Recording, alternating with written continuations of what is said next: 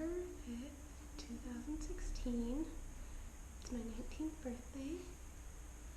It's my 33rd day in Japan, and I have 30 more days until I leave for Thailand. I am making this video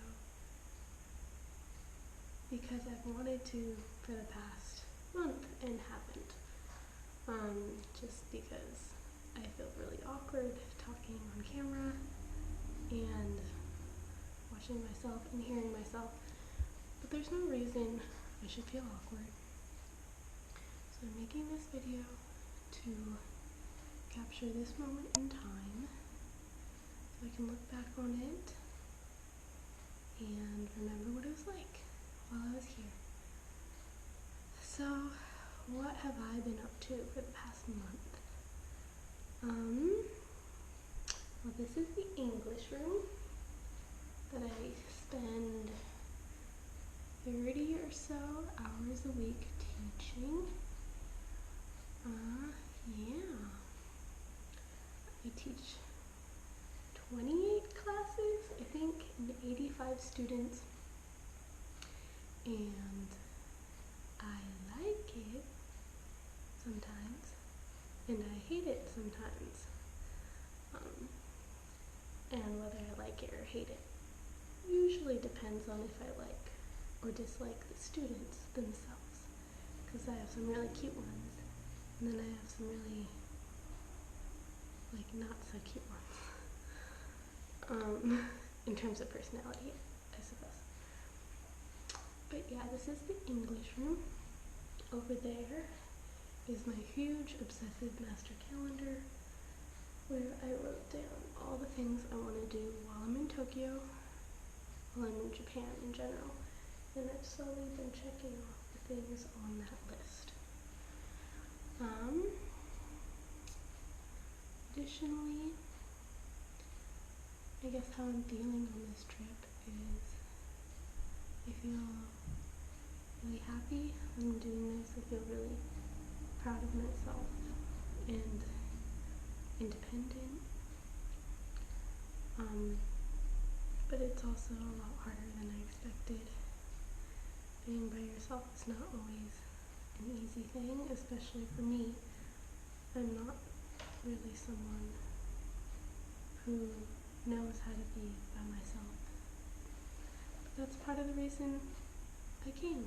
That's part of the reason I'm doing this, because I want to learn how to be my own best friend, and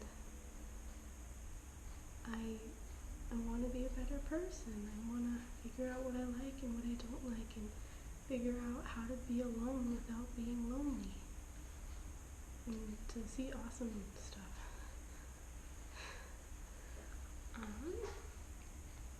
So I guess here's to 19 years old. I think 19 is going to be a good year. Despite what Annette told me about Japanese belief, because according to Japanese belief, there are lucky and unlucky years for both men and women. And of course, an unlucky year for women is 19. So, despite that, I've decided it's going to be a good year. And to commemorate that, I'd like to talk to you about one of my students. His name is Mr. Shimizu. He's not a student like my other students. He's a private student. He's one of my favorite students.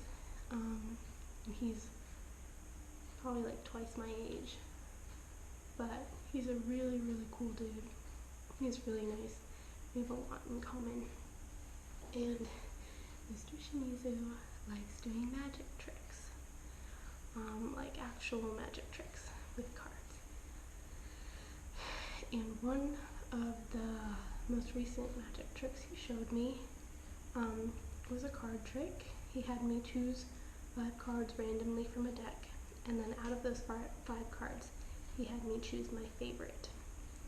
Now, when he said choose my favorite, I thought he meant choose the best card, which was the highest card. So I chose the ace. But he meant my favorite, and I'll get to why later. So I chose one card. I had to put a sticker on it that marked the card as different from the rest of the five. And then he proceeded to do his magic trick. It's basically, I guess it's basically just a card trick where he would rearrange the cards and then get rid of them slowly until one was left. And the one was obviously going to be the marked card. That's the whole magic part. But to both distract you and as a way to get rid of the cards, one by one he would say, okay, this card represents your the worst thing that's happened to you this year. I'm like, okay. And he'd be like, okay, now throw it away. I'm like, okay. And he'd do that one by one for a bunch of different cards. This represents economic problems. Throw it away. This represents problems you have with your body and body image problems. Now throw it away. All the way until the last card. And then he's like, this card represents all the good things that are going to happen to you. This card represents you letting go of all those bad things. And of course it's the marked card. Now, the trick would have been really cool if I hadn't been able to feel the sticker on the bottom of the card so I could tell which card was marked and which ones weren't. But regardless, it was a really cool trick, and that trick and this card is going to represent what my 19th year is going to be like, because I'm going to let go of all those bad things, and I'm going to just keep moving forward. And I didn't know this at the time because, like I said, I chose the highest card, the ace, but I think this card's perfect because it has an A for Alicia, and it specifically says choice, which is ironic, but perfect. So this card is going to be my good luck charm against all those weird, funky, unlucky 19-year-old Japanese voodoo traditions. In addition to that, I will probably go to a shrine and get like blessed and get all the unluck off of me, I guess. But yeah, that is why I'm on this gap year. That is what I want my life to be. That's what I want my 19th year to be. That's what I want all the years after my 19th year to be. And I guess it's a journey I'm just starting, so I'll keep you updated on what happens.